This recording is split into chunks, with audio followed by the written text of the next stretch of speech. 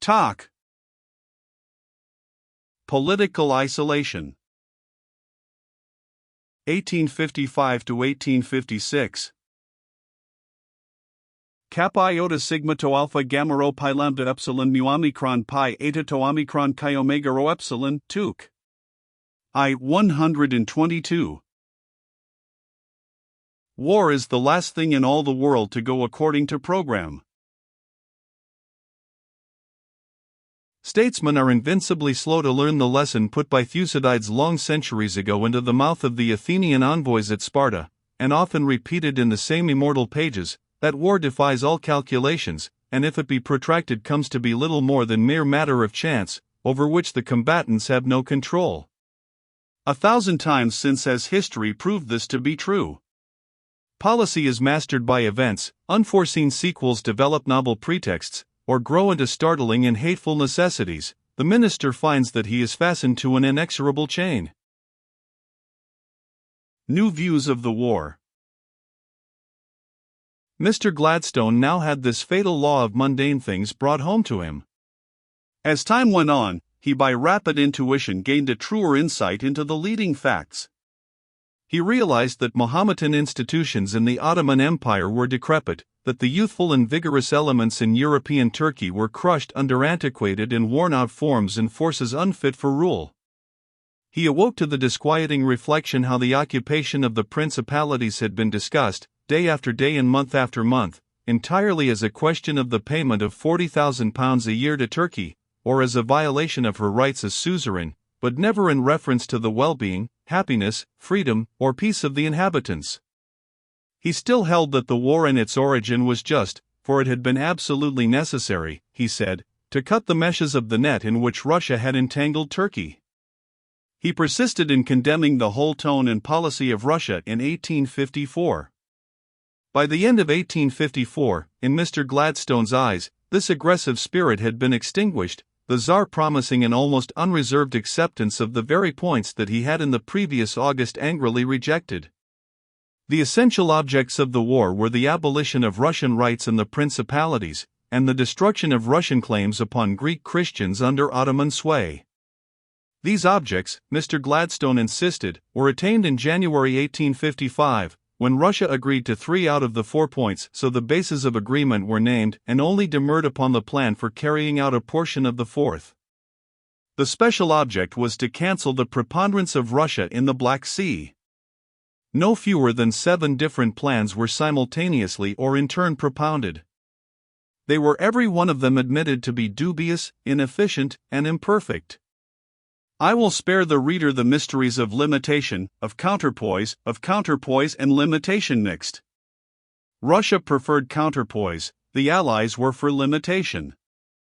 Was this preference between 2 degrees of the imperfect, the deficient, and the ineffective a good ground for prolonging a war that was costing the Allies £100 million a year, and involved to all the parties concerned the loss of 1,000 lives a day?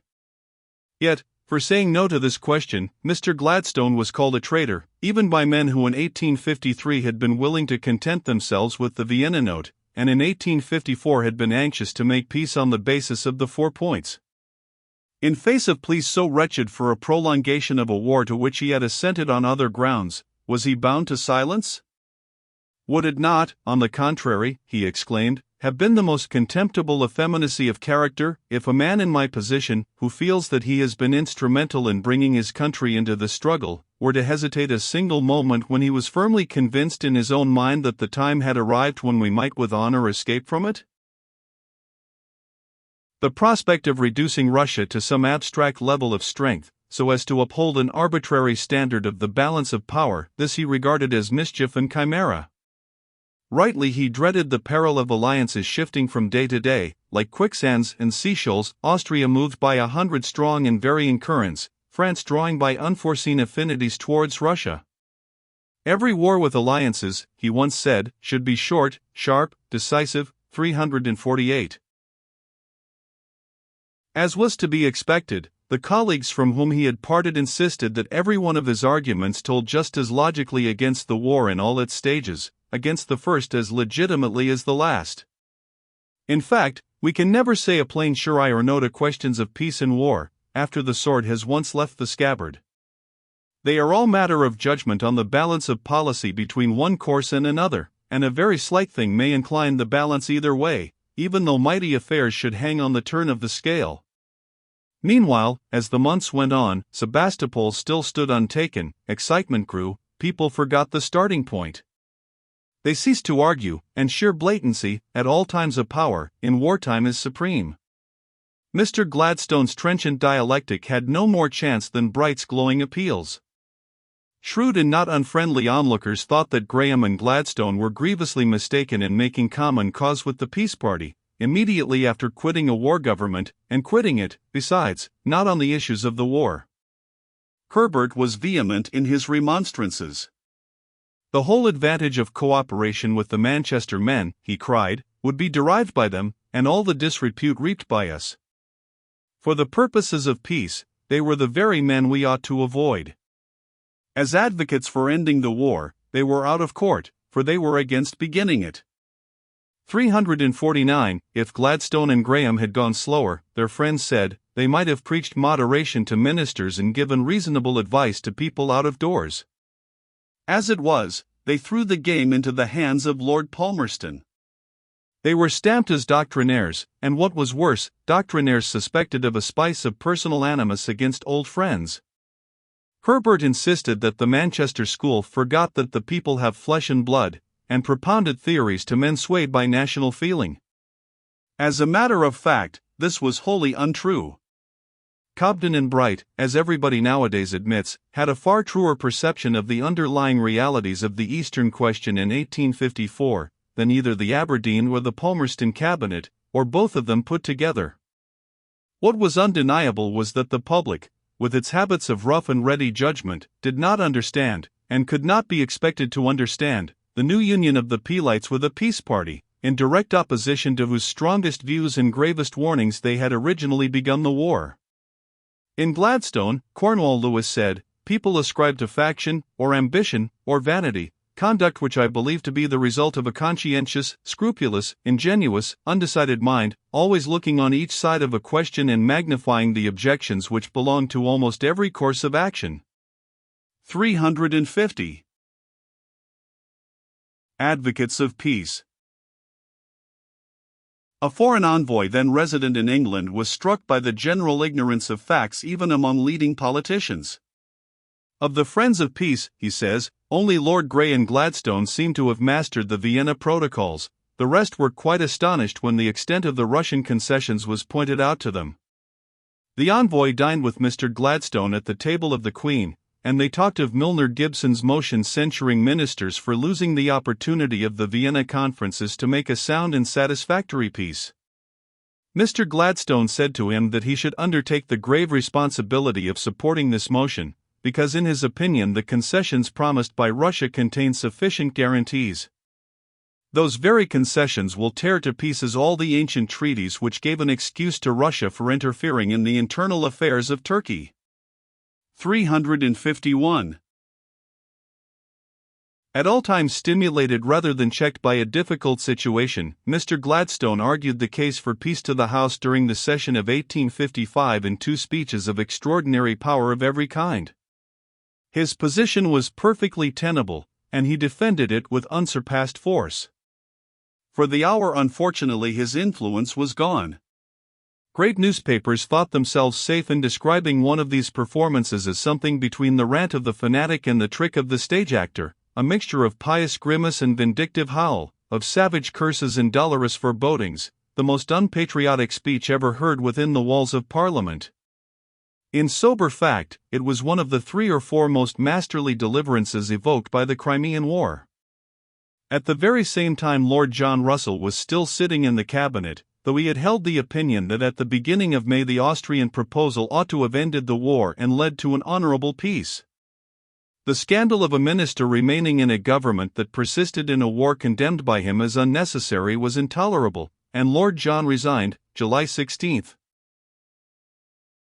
The hopes of the speedy fall of Sebastopol brightened in the summer of 1855, but this brought new alarms to Lord Palmerston. Our danger, he said in remarkable words, will then begin a danger of peace and not a danger of war. To drive the Russians out of the Crimea was to be no more than a preliminary. England would go on by herself, if conditions deemed by her essential were not secured. The British nation is unanimous, for I cannot reckon Cobden, Bright, and company for anything. 352. His account of the public mind was indubitably true. Well might Aberdeen recall to his friends that, with a single exception, every treaty concluded at the termination of our great wars had been stigmatized as humiliating and degrading, ignominious, hollow and unsafe. He cited the Peace of Utrecht in 1713, the Peace of Aix-la-Chapelle in 1748, the Peace of Paris in 1763, the Peace of Versailles in 1783, and the Peace of Amiens in 1801. The single exception was the Peace of Paris in 1814. It would have been difficult in this case, he said, for patriotism or faction to discover humiliation in a treaty dictated at the head of a victorious army in the capital of the enemy. At Penmaenmawr. While the storm was raging, Mr. Gladstone made his way with his family to Penmaenmawr, whence he writes to Lord Aberdeen, August 9. It was a charitable act on your part to write to me. It is hardly possible to believe one is not the greatest scoundrel on earth, when one is assured of it from all sides on such excellent authority. I am busy reading Homer about the Sebastopol of old time, and all manner of other fine fellows. In another letter of the same time, written to Sir Walter James, one of the most closely attached of all his friends, he strikes a deeper note. September 17. If I say I care little for such an attack, you will perhaps think I make little of sympathy like yours and Lord Hardinge's, but such, I beg you and him to believe, is not the case. Public life is full of snares and dangers, and I think it a fearful thing for a Christian to look forward to closing his life in the midst of its, to me at least, essentially fevered activity. It has, however, some excellent characteristics in regard to mental and even spiritual discipline, and among these in particular it absolutely requires the habits of resisting temper and of suppressing pain. I never allow myself, in regard to my public life, to realize, i.e. to dwell upon, the fact that a thing is painful. Indeed, life has no time for such broodings, neither in session nor recess is the year, the day, or the hour long enough for what it brings with it. Nor was there ever a case in which it was so little difficult to pass over and make little of a personal matter, for if indeed it be true, as I fear it is, that we have been committing grave errors, that those errors have cost many thousands of lives and millions of money, and that no glare of success can effectually hide the gloom of thickening complications, the man who can be capable of weighing his own fate and prospects in the midst of such contingencies has need to take a lesson from the private soldier who gives his life to his country at $1 a day. We are on our way back, he writes at the end of September, after a month of sea bathing and touring among the Welsh mountains. Most of my time is taken up with Homer and Homeric literature, in which I am immersed with great delight up to my ears, perhaps I should say out of my depth. Mr. Gladstone was one of the men whom the agitations of politics can never submerge. Political interests were what they ought to be, a very serious part of life, but they took their place with other things, and were never suffered, as in narrower natures sometimes happens, to blot out stars and orbs of sun and moon from the spacious firmament above us. He now found a shelter from the intensity of the times in the systematic production of his book on Homer, a striking piece of literature that became the most definite of his pursuits for 2 years or more. His children observed that he never lounged or strolled upon the shore, but when the morning's labor was over and nothing was ever allowed to break or mutilate the daily spell of serious work, he would stride forth staff in hand, and vigorously breast the steepest bluffs and hills that he could find. This was only emblematic of a temperament to which the putting forth of power was both necessity and delight. The only rest he ever knew was change of effort. While he was on the Welsh coast, Sebastopol fell, after a siege of 350 days. Negotiations for peace were opened tolerably soon afterwards, ending, after many checks and diplomatic difficulties, in the Treaty of Paris, March 30, 1856, as to which I need only remind the reader, with a view to a future incident in Mr. Gladstone's history, that the Black Sea was neutralized, and all warships of every nation excluded from its waters. 300,000 men had perished. countless treasure had been flung into the abyss. The nation that had won its last victory at Waterloo did not now enhance the glory of its arms, nor the power of its diplomacy, nor the strength of any of its material interests. It was our French ally who profited.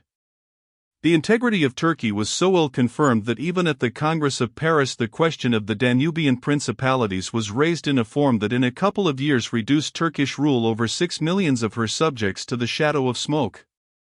Of the confidently promised reform of Mahometan dominion there was never a beginning nor a sign.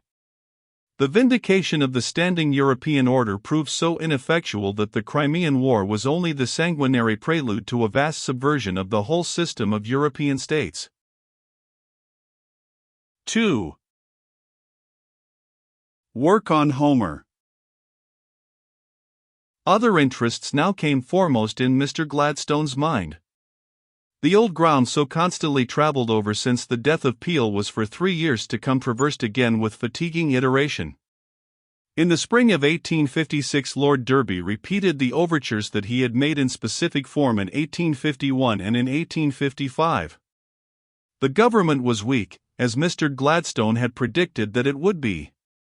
Lord Derby told Sir William Heathcote, through whom he and Mr. Gladstone communicated, that as almost any day it might be overturned, and he might be sent for by the Queen, he was bound to see what strength he might rely upon, and he was anxious to know what were Mr. Gladstone's views on the possibility of cooperation.